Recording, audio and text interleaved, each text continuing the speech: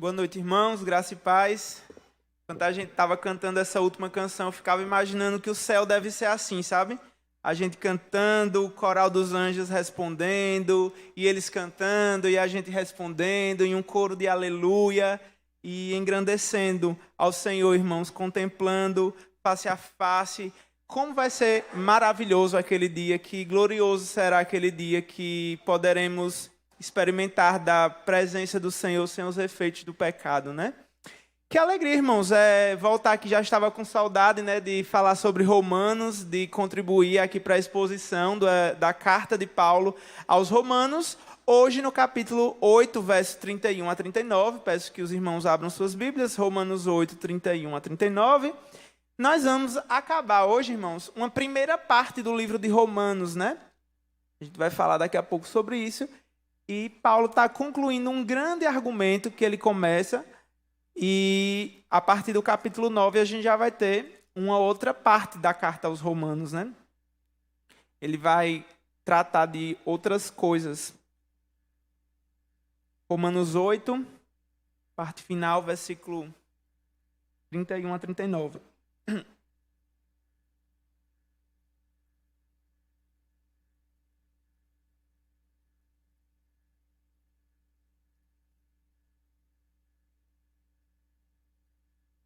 Diz assim a palavra do Senhor, irmãos. Peço que os irmãos acompanhem nas suas Bíblias. Um texto bastante conhecido, né? Um texto muito querido por muitos, inclusive por mim mesmo. Diz assim a palavra do Senhor. Que diremos então à vista destas coisas? Se Deus é por nós, quem será contra nós? Aquele que não poupou o seu próprio filho, mas por todos nós o entregou, será que não nos dará graciosamente com ele todas as coisas? Quem tentará acusação contra os eleitos de Deus? É Deus quem os justifica. Quem os condenará? É Cristo Jesus quem morreu, ou melhor, quem ressuscitou, o qual está à direita de Deus e também intercede por nós. Quem nos separará do amor de Cristo?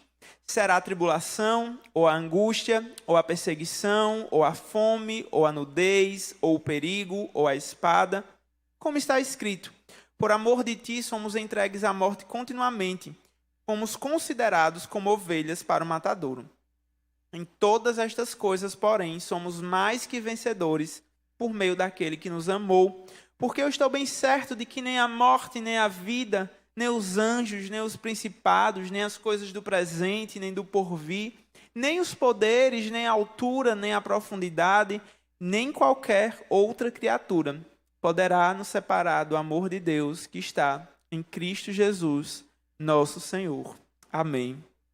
Vamos orar, irmãos. Pai, como a Tua palavra nos conforta, Pai. Como a Tua palavra, Senhor, nos dá, Pai, segurança, Senhor. Que segurança, Pai, nós podemos desfrutar, Pai, no entendimento das verdades contidas na Tua palavra, Senhor, que o Senhor revelou para nós, Senhor, que são boca do Senhor para nós. Senhor, nós não estamos aqui diante de uma fábula, Pai. Nós não estamos discutindo literatura, Pai, tão somente, Pai. Nós estamos, Senhor, submetidos ao Teu Espírito Santo, Pai. Nós estamos aqui conscientes, Pai, que é o Senhor do Universo que fala conosco nesse momento, através do livro sagrado, Pai. Por isso que os nossos corações se prostrem perante o Senhor, Pai. Perante a Tua voz, Senhor, poderosa nessa hora, Pai. A começar do meu próprio coração, Pai, que por natureza é rebelde, que ele possa se prostrar e se aquietar diante do Senhor, Pai. Esteja conosco, Pai, nesse momento, Pai. Fica com a Tua igreja, Senhor, nos dando, Pai, foco, Pai, para não nos distrairmos, Pai, com coisa alguma que possa tentar roubar a nossa atenção durante o momento da exposição da palavra. É isso que nós oramos no nome do Teu Filho amado Jesus. Amém. Irmãos, como eu falei, o que é que eu sempre falo aqui quando eu começo a falar sobre Romanos? É fazer uma retrospectiva, né? Desde o capítulo 1, porque eu quero que vocês saiam daqui formados em introdução a Romanos, pelo menos, né? Sabendo, acompanhando direitinho aí o desenvolvimento do pensamento de Paulo, o desenvolvimento aí do argumento de Paulo nessa carta que é considerada, né, aí, a obra máxima de Paulo. Não que todas as outras epístolas sejam menos do que a carta aos Romanos, porque todas são palavra de Deus na mesma intensidade e importância. Mas porque essa é a epístola mais teológica de Paulo, é uma epístola mais robusta de Paulo, né, onde ele desenvolve assuntos aqui que são da mais extrema importância e relevância para a igreja. E Paulo começa essa carta, depois de introduzi-la ali no começo do capítulo 1, a apresentar diretamente o tema da carta. A carta vai tratar sobre a justificação pela fé, vai tratar sobre fé, que é o poder de Deus, né? Segundo lá o capítulo 1, versos 16 e 17. E ele vai mostrar, Paulo vai mostrar que essa fé, essa justificação, ela é algo necessário. E aí ele vai gastar longos capítulos mostrando por que ser justificado é necessário, né? O nível de pecaminosidade do homem, o nível de alienação do homem de Deus, é algo que realmente nos assusta no começo de Romanos. Mas antes de acabar o capítulo 3, ele nos dá aí o remédio para o problema do pecado, que é a justificação pela fé. No capítulo 4, Paulo ele vai querer mostrar que isso não é novidade. O que ele está falando não é algo novo, mas é algo que acontece desde o Antigo Testamento, desde Abraão. A partir do capítulo 5, então, é que ele começa essa sessão que vai até aqui o capítulo 8, onde ele fala sobre os frutos dessa justificação. A justificação, ela não é apenas algo eficaz, mas ela é também algo frutífero, ele dá frutos. E a gente viu no capítulo 5 o primeiro fruto, a paz com Deus. No capítulo 6, vimos sobre a santidade, né? Lemos até um pedacinho dele aqui na liturgia com o presbítero Wellington. No capítulo 7, vimos que a temática se volta para a liberdade da escravidão da lei. E já estamos vendo aqui o capítulo 8, há alguns domingos com o pastor Edward, o último fruto que Paulo vai tratar nesse momento da carta, que é a liberdade da morte. No capítulo 7, a gente lida com a liberdade da lei, e agora Paulo conclui o capítulo 8 com a super liberdade, com a super vitória. Paulo vai falar sobre o triunfo final da fé. Ele vai falar sobre a segurança que nós, enquanto cristãos, podemos desfrutar em Cristo Jesus. E é por isso que ele conclui dessa forma tão magnífica, né, o capítulo 8 de Romanos, com uma pergunta retórica. Né? Ele começa aí fazendo uma pergunta: o que é que a gente pode dizer à vista dessas coisas?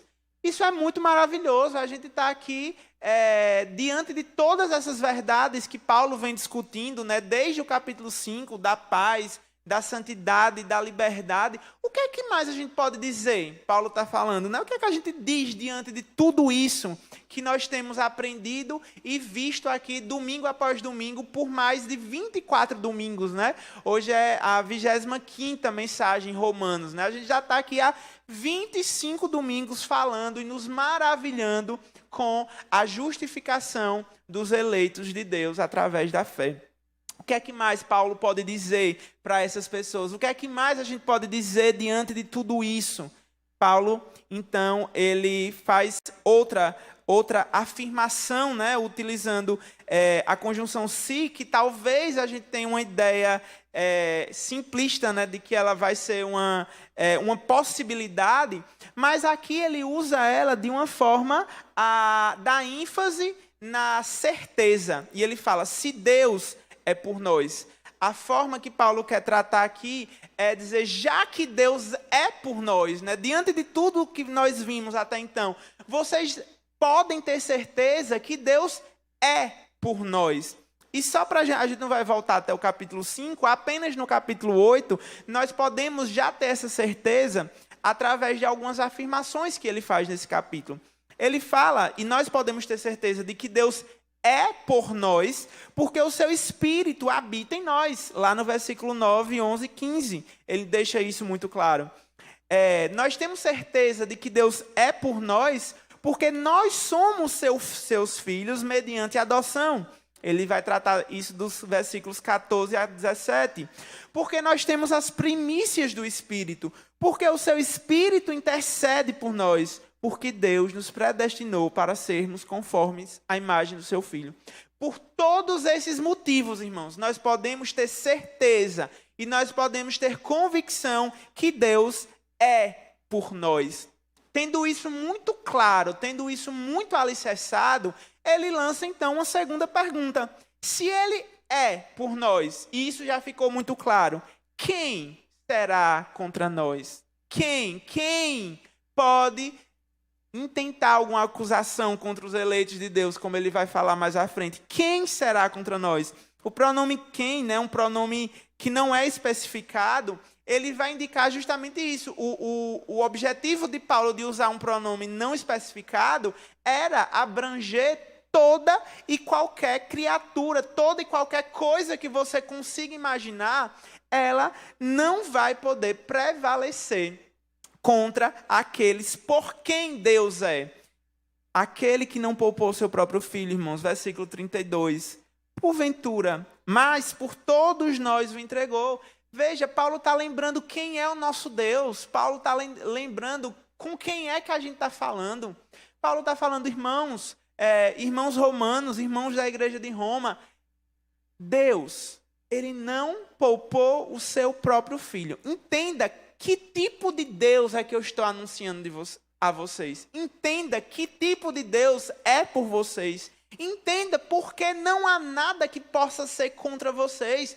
Deus, ele não poupa o seu próprio filho, mas ele entrega por cada um de nós. E como nós aprendemos já em Romanos, quando éramos ainda pecadores. Nisto ele manifesta o tamanho do seu amor. É nisso que consiste o grande amor de Deus. Ele fala, pode ser que por um justo, alguém se anime a morrer. Vai que alguém se anime a morrer por um justo.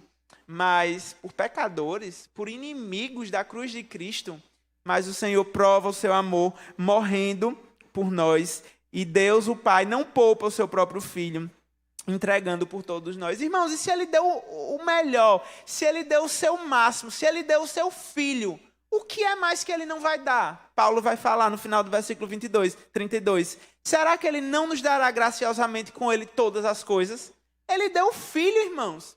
Ele deu o seu próprio Filho. Será que você consegue entender? Será que nós já paramos para pensar? Eu acho que a gente entende isso, né, em algum nível. Mas será que a gente entende isso no nível mais profundo dessa entrega, né? A entrega do próprio Filho de Deus. Alguém que entrega o seu próprio Filho para salvar um pecador, para salvar alguém por quem ele escolheu. Será que não nos dará com ele graciosamente todas as coisas? Será que ele não nos dará o menos? Se ele deu o mais, será que ele não nos dará os meios necessários para essa salvação? Se ele nos deu os meios, que é a justificação pela fé, será que ele não vai providenciar que ela não seja perdida? Será que ele vai deixar que ela possa se esvair das nossas mãos como água, como areia que a gente pega na palma da mão e ela escorre pelos nossos dedos?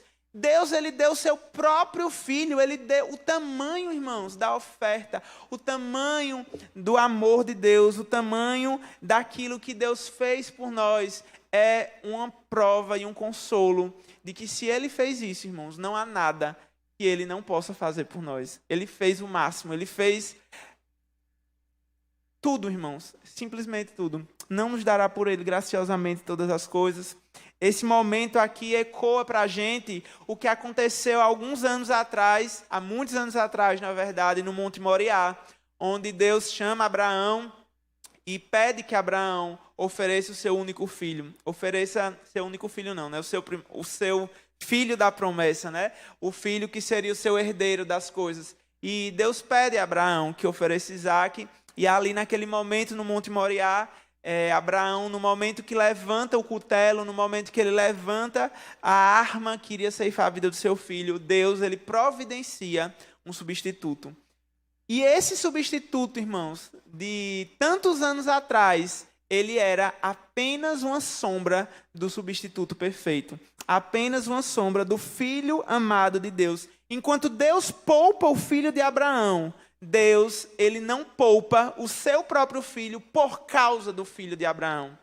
O filho de Deus tem que morrer por causa dos filhos de Abraão. Por causa de mim e de você, o filho de Deus precisou morrer. E se ele entregou o filho dele, se ele não poupou o seu único filho, se ele o entregou, será que não nos dará graciosamente com ele todas as coisas? E veja, irmãos, a linguagem que Paulo usa. Paulo fala sobre graça, irmãos. Não é um direito adquirido, você não tinha direito a nada, você não poderia bater no peito, você não poderia exigir de Deus nada. Eu não poderia exigir de Deus nada, eu não posso, eu não sou capaz, eu não sou digno. Quem sou eu para exigir de Deus alguma coisa? Ele nos dá graciosamente. Graça é um presente, é um favor imerecido, irmãos. É algo que o doador simplesmente concede a quem quer, por livre e espontânea vontade. Simplesmente ele quis. Isso é muito maravilhoso, irmãos. Isso é muito maravilhoso. Deus, ele nos dá todas as coisas graciosamente.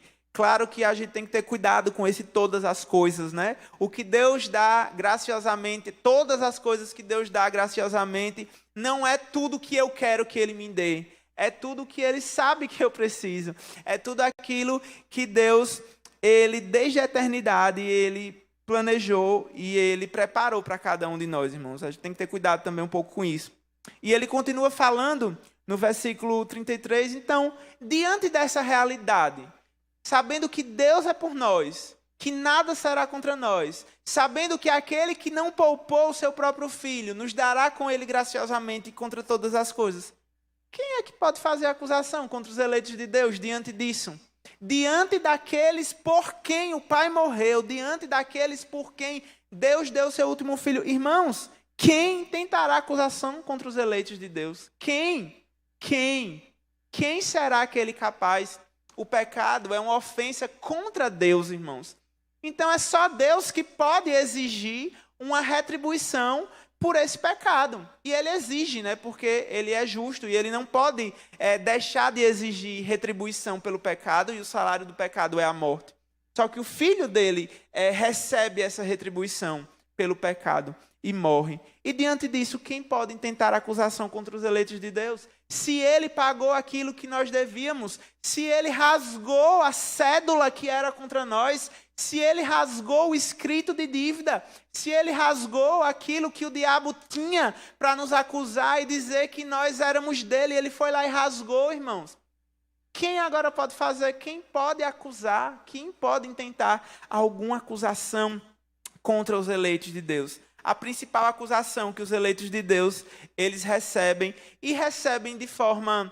É uma acusação assim, que realmente faz a gente pensar, são os nossos pecados. Os nossos pecados, a gente cometeu eles mesmos, entende? Quando o diabo sussurra no ouvido, né, irmãos? Eu estou falando de forma metafórica, se você ouve mesmo, procure um profissional, mas de forma metafórica, assim, se você tem o sentimento de que os seus pecados te acusam, se você tem a sensação de que toda vez que você peca, você é ali acusado, que você não é filho, que você não é eleito, irmãos, cale essa voz. E eu não estou dizendo que o seu pecado também deve deixar você confortável, eu também não estou dizendo que você deve pecar e não sentir nada por estar pecando, porque o Filho de Deus não vive pecando, né? O João, ele fala isso lá na sua primeira epístola, aquele que é de Deus não vive pecando, simplesmente não é praxe, né? Não é do eleito do Filho de Deus viver pecando.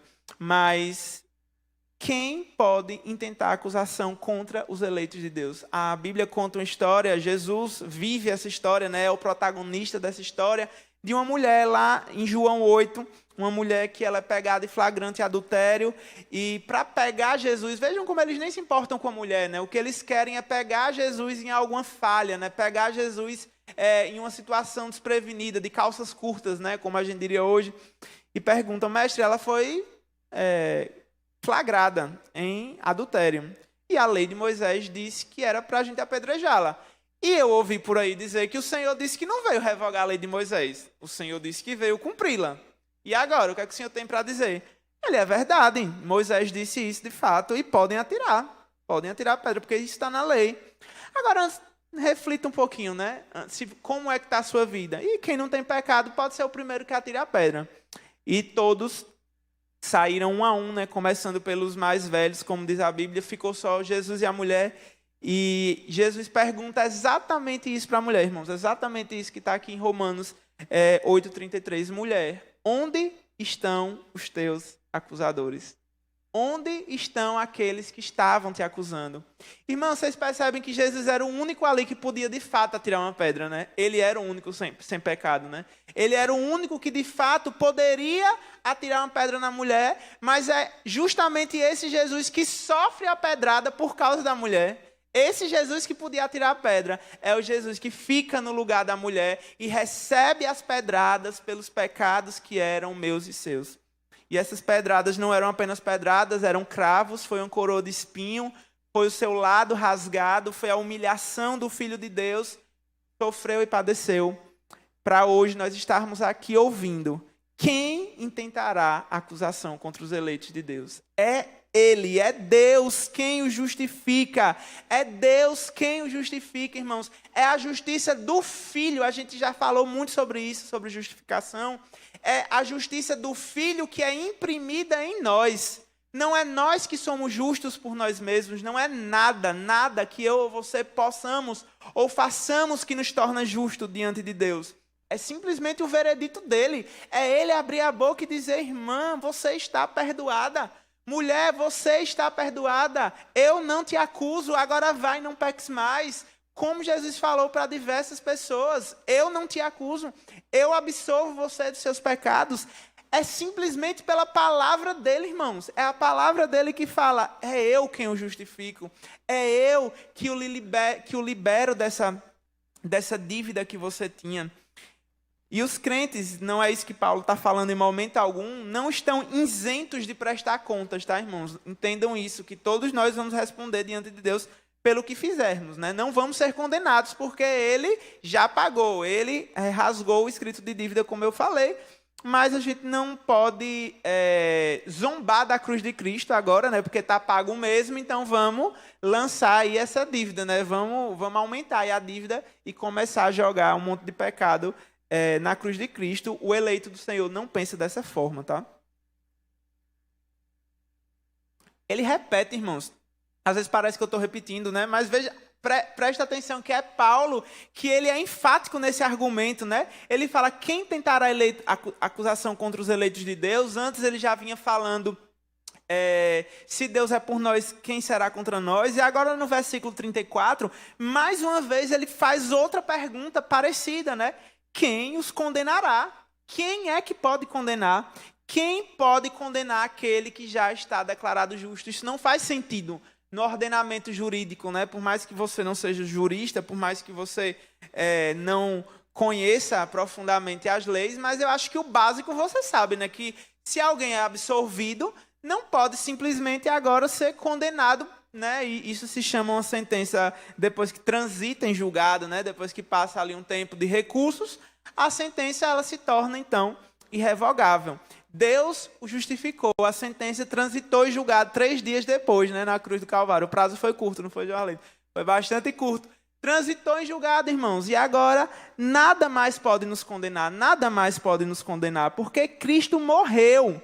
Cristo morreu, e Paulo agora vai voltar a nossa atenção para o meio pelo qual o pecado foi expiado, né? O meio pelo qual nós fomos justificados. Nós fomos justificados através da morte de Cristo. É Cristo quem morreu. Paulo volta o nosso pensamento à segurança que pertence aos eleitos por causa do que Cristo fez. Irmãos, a única forma de nós nos sentirmos seguros na nossa salvação é se nós entendermos que nós fomos salvos por Cristo e estamos salvos em Cristo e nada nos arrebatará da mão de Cristo. Porque se nós, por exemplo, tivéssemos sido salvos por Cristo e tivéssemos deixado, se ele tivesse nos colocado na mesma situação de Adão, né? Porque Adão pecou e aí ele morreu, né? Ele morreu espiritualmente ali no momento que ele deu aquela mordida fatal no fruto do Éden. Só que Cristo, ele não nos restitui a posição de Adão, né? Ele simplesmente não nos revive, né? Não nos vivifica e nos deixa na mesma posição de Adão, porque na mesma posição de Adão, nós vamos pecar da mesma forma que Adão pecou. E é por isso que Cristo não apenas obedece passivamente, ele obedece também ativamente. Ele obedece porque nós não conseguiríamos obedecer perfeitamente. Então, ele obedece perfeitamente. Ele obedece toda a lei de Cristo, toda ela, irmãos, toda ela. Ele não pecou de forma nenhuma, perfeitamente. Ele morreu, foi um inocente morrendo. Um cordeiro sem mácula, sem ruga, sem mancha nenhuma, morreu. E esse que morreu, como eu falei, ressuscitou. E aí Cristo, Deus Pai, põe o selo de aprovação sobre Cristo. Deus Pai, ele deixa claro para que todo mundo veja, para que todo o mundo perceba que de fato eles crucificaram o Filho de Deus sem pecado, que eles crucificaram um inocente, que eles crucificaram alguém que não tinha feito nada para merecer aquilo. A morte e ressurreição de Cristo são inseparáveis na realidade da redenção. Ele morre e ressuscita. Paulo fala em outra oportunidade que se Cristo não tivesse ressuscitado, nós seríamos os mais infelizes dos homens.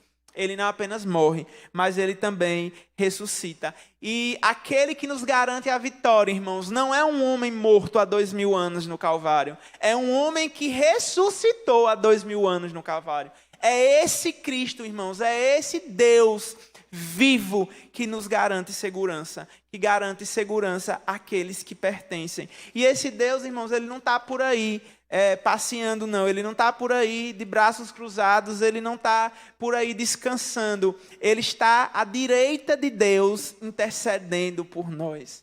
Ele precisou ir, Jesus, ele falando aos discípulos que estavam tristes: Senhor, não vá, não fale de morte, não fale sobre isso, que o Senhor precisa morrer. Ele fala: é necessário que eu vá.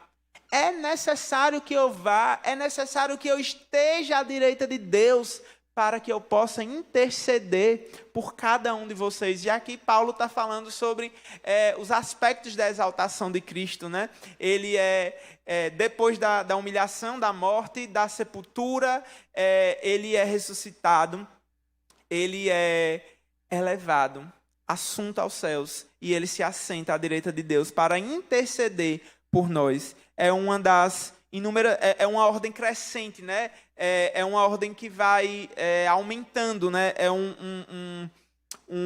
uma forma de escrever de Paulo que vai nos conduzindo a cada vez lugares e certezas maiores. O ponto de Paulo, irmãos, é que se Cristo intercede a favor dos santos, é absolutamente absurdo temer que alguém possa decair desse status. Irmãos, Cristo é Ele, aquele que morreu, aquele que ressuscitou, que está intercedendo pelo seu Pai, que está intercedendo junto ao Pai, melhor dizendo, por cada um dos eleitos, por cada um dos seus filhos. Então é absurdo, irmãos, é absurdo, simplesmente absurdo pensar. O público de Paulo só poderia responder uma coisa a todas essas perguntas retóricas de Paulo: de jeito nenhum. É a resposta que cada um de nós deveríamos dar, irmãos, quando nos fizermos essa pergunta: será que os meus pecados podem me afastar do amor de Deus que está em Cristo Jesus? E a resposta para essa pergunta é: não, de jeito nenhum. O versículo 35 vai nos dar essa certeza. Ele faz essa pergunta. Diante de tudo isso, mais uma vez, quem nos separará do amor de Cristo? E esse pronome quem abarca simplesmente, irmãos, qualquer oponente que possa ser concebido. E João Calvino, comentando esse texto, ele fala uma coisa interessante, que Paulo ele poderia ter utilizado um pronome neutro, o que nos separará do amor de Cristo, por exemplo, mas ele personifica isso, Ele personifica isso e prefere o quem nos separará do amor de Cristo. Porque Paulo, ele quer que a gente entenda que nem coisas impessoais, nem coisas pessoais podem nos separar do amor de Deus que está em Cristo Jesus. Nada, simplesmente nada. E aí ele passa a exemplificar várias coisas, irmãos, que podem nos separar do amor de Deus. A gente não pode olhar para esse texto e pensar: nossa, não, a tribulação nunca me afastaria do amor de Deus. A angústia nunca me afastaria do amor de Deus. A perseguição, de forma nenhuma. Se entrasse alguém aí dizendo quem é de Cristo, levante, e quem não saia, porque a gente vai matar todo mundo, e qualquer coisa do tipo, e a gente afirma categoricamente que não negaria Cristo, que isso não nos separaria do amor de Cristo, irmãos, veja, tudo isso que Paulo está usando aqui, ele está usando coisas que são genuínas, que de fato poderiam nos separar do amor de Cristo. Claro que níveis de tribulação, angústia, perseguição, fome, nudez, perigos, espada, são coisas que nos causam temor de verdade, são coisas que são ruins, são coisas que realmente nos tentam a nos afastar do amor de Deus. Mas o interessante quando Paulo escreve todas essas coisas é que o próprio Paulo experimentou cada uma dessas coisas. Paulo foi atribulado, foi angustiado, foi perseguido, sofreu fome, nudez, perigo, espada. 2 Coríntios, capítulo 11, verso 26 a 27, capítulo 12, verso 10. Paulo deixa claro que ele mesmo experimentou isso no seu próprio corpo. E ele pode dizer, irmãos, não é porque ele, Paulo, ele se apegou a Cristo, ele se amarrou com a corda a Cristo, ele se algemou a Cristo, não é isso. Paulo entende, quando ele fala um pouco sobre essas tribulações lá em Filipenses, ele fala que ele pôde suportar cada uma delas naquele que o fortalecia. Era por isso que ele poderia suportar todas aquelas provações. E Paulo, ele percebe, irmãos, que na própria vida dele, por mais que ele enfrentasse essas coisas e por mais que essas coisas realmente fossem difíceis, né? Ele sabia que o próprio Messias passou por isso. No versículo 36, ele fala, por amor de ti somos entregues à morte continuamente. Fomos considerados como ovelhas para o matadouro. Paulo sabe que ele lendo a Escritura, né, ele vendo esse salmo de lamento, ele sabe que o crente de fato pode experimentar muitos sofrimentos. De fato o crente pode experimentar muitas tribulações, pode experimentar muitas tentações que querem nos afastar de Deus. Eu gosto muito daquela música, da parte final da música da Ponte de Preciso de Ti, justamente dessa parte, né? Frieza e escuridão procuram me afastar de ti, mas em Cristo, irmãos, em Cristo, nós podemos ter a convicção de que nada pode nos separar desse amor que está em Cristo Jesus. E Paulo não está iludindo a igreja, Paulo não está dizendo que o povo dele não iria passar por isso. Pelo contrário, ele está dizendo, está escrito, que por amor de ti nós seríamos entregues à morte continuamente. Ele sabe que isso é uma realidade, ele sabe que isso é uma possibilidade real, ele sabe que nós estamos sujeitos a isso, irmãos. Mas ele sabe também que o amor de Cristo suplanta tudo isso.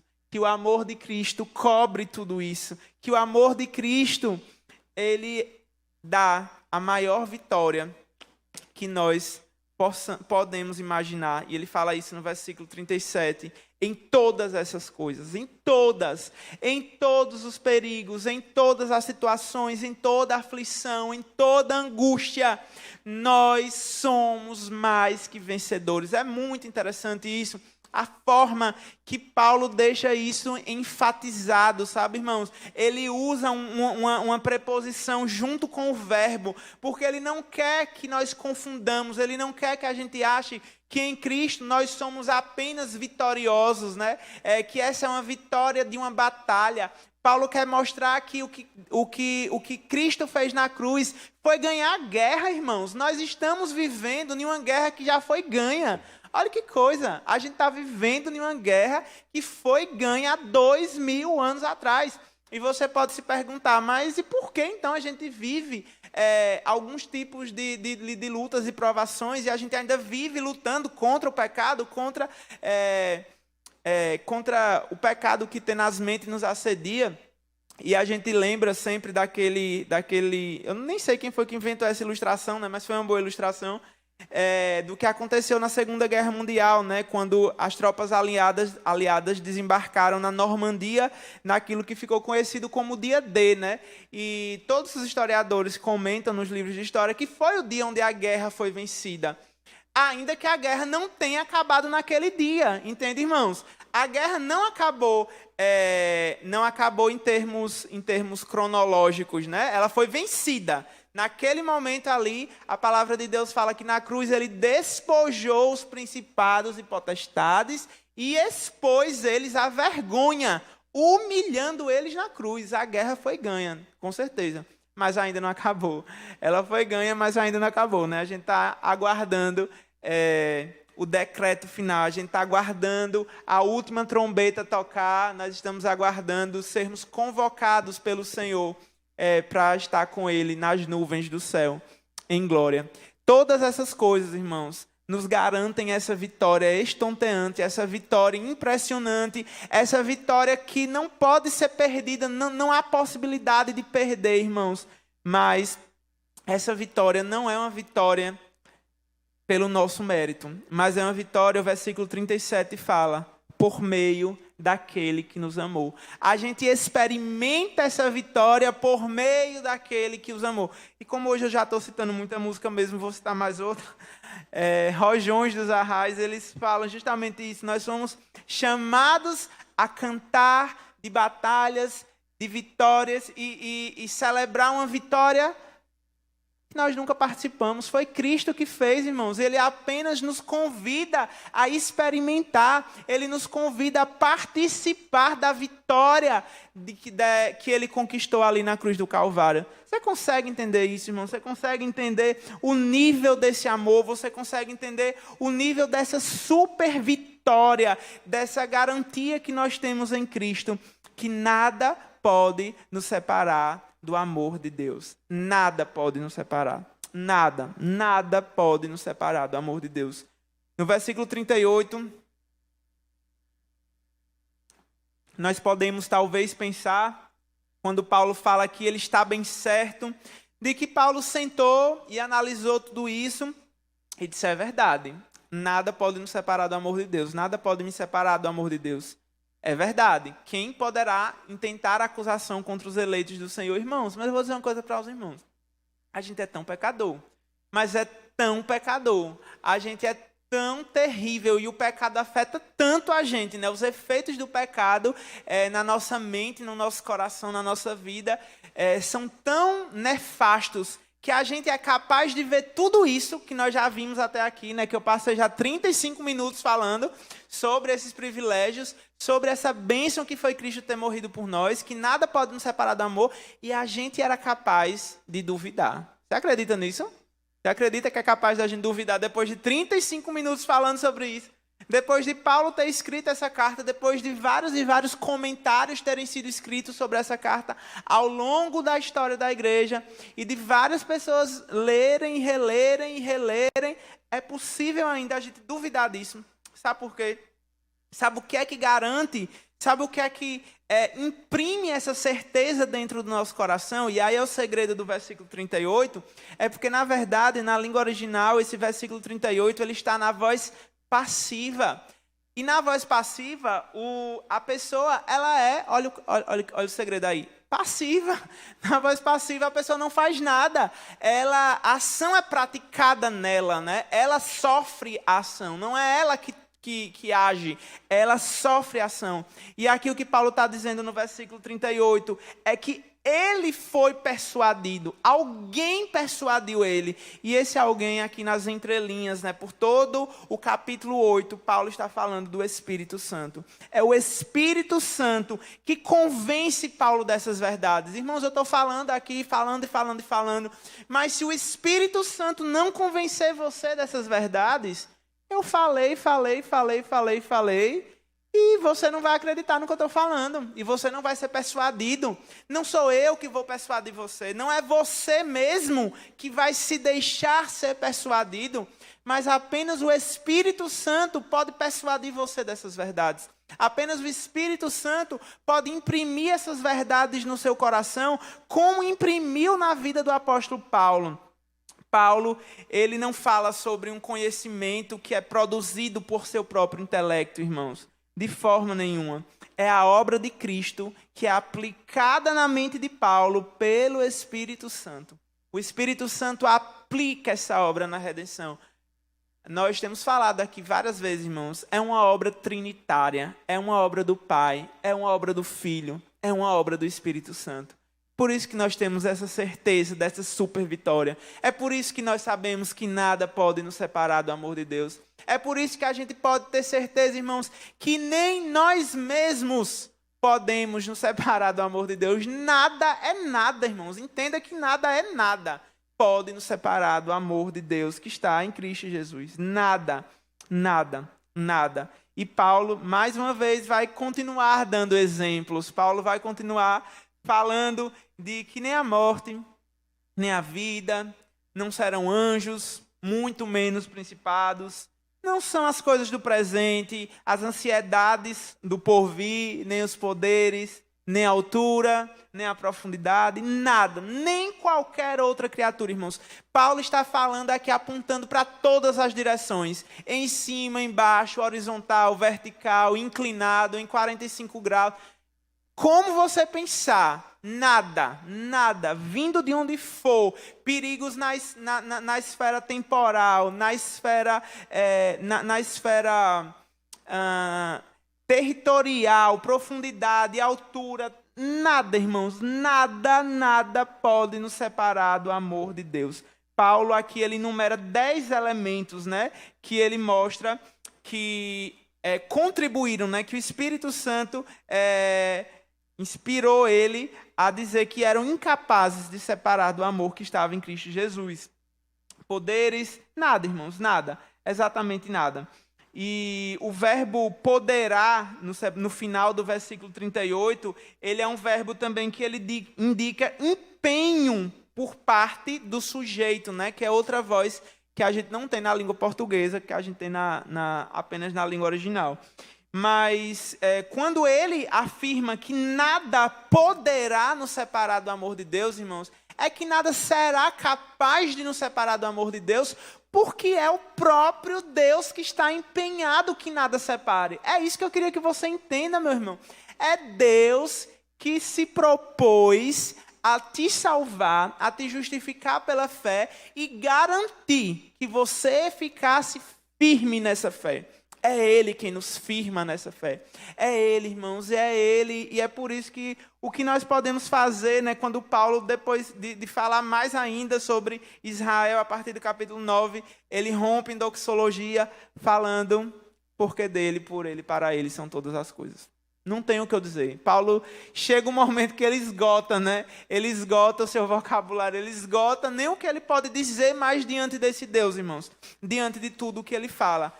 Nada pode nos separar do amor de Deus que está em Cristo Jesus, nosso Senhor. Isso é a coisa mais poderosa que a gente tem no universo, irmãos. É o amor de Deus. Não existe nada mais forte, não existe nada mais inquebrável, não existe diamante mais duro e resistente como o amor de Deus. O amor de Deus é incomparável.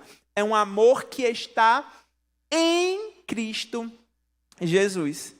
Aqui o apóstolo, ele não deixa dúvidas e ele revela o que é impossível para a morte e para a vida. O que é impossível?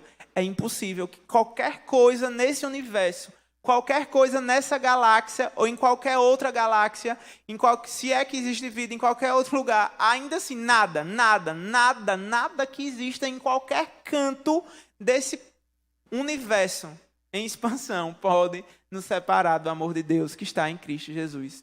É Ele quem garante isso. Filho deu a vida, a sua morte foi iniciativa do Pai, o Espírito Santo nos cela e hoje nós estamos aqui simplesmente constrangidos, irmãos, diante desse Deus. Essa mensagem não era para você sair daqui, como eu falei, achando que então você pode fazer o que você quiser e que você vai tentar Deus de alguma forma, porque nada vai te separar do amor de Deus. É para você sair daqui e simplesmente como as pessoas que se encontravam com Jesus, elas saíam dos encontros com Jesus, maravilhados, simplesmente maravilhados com o que ouviram, maravilhados com a sua doutrina, não com o que eu falei, maravilhados com o que a palavra dele, com o que Deus ele tem nos ensinado, irmãos. É Deus quem dá a dádiva da salvação, é Deus que concede perdão de pecados. Eu sei que os nossos pecados às vezes nos machucam, né? Eu sei que às vezes isso fica ali na nossa cabeça, como eu falei, mas por que é que você acha que Deus ele te ama? Se enxergue. Por que você acha que Deus te ama? Afinal de contas, né? E a gente ouve essa voz, e a gente insiste, e a gente luta contra ela, mas aí a gente pede perdão, aí a gente confessa o nosso pecado, mas aí a gente peca de novo, e aquilo oprime a gente. Aí a gente abre na carta de Paulo aos Romanos, no capítulo 8, e lê que nada pode nos separar do amor de Deus que está em Cristo Jesus. E como às vezes cantar é melhor do que falar, né? A gente vai cantar essa verdade, né? A gente tem uma música que fala sobre isso, baseado nesse texto. Queria chamar o pessoal do louvor para que nós, durante o momento em que estivermos cantando essa canção, peça que o Espírito Santo ele imprima essa verdade no seu coração. Se você ainda tem dúvidas, talvez você tenha dúvidas de que Deus possa te salvar. Talvez você ache que o seu pecado ele é muito grande para que Deus possa purificar. Mas, irmãos, que nessa hora os nossos próprios, essas outras vozes sejam caladas e que nós possamos nos aquietar diante dessa poderosa verdade, que nada pode nos separar do amor de Deus que está em Cristo Jesus.